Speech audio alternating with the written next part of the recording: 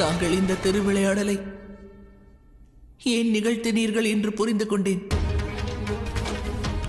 என்ன புரிந்து கொண்டாய் சனி? அது தாங்கள் என்னிடமிருந்து ஓடவில்லை. நமக்கு சக்தி கிடைக்கும் பொழுது கூடவே பொறுப்பும் வர வேண்டும் என்று தாங்கள் எனக்கு உணர்த்தியுள்ளீர்கள்.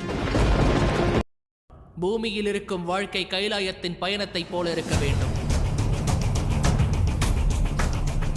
கைலாய பயணத்தில் ஒரு மனிதனுடைய திறமை அல்ல, அவனுடைய செயலே அவசியமானதாகும். தன்னுடைய மனதிலிருந்து கெட்ட எண்ணங்களை நீக்க வேண்டியது அவசியமாகும்.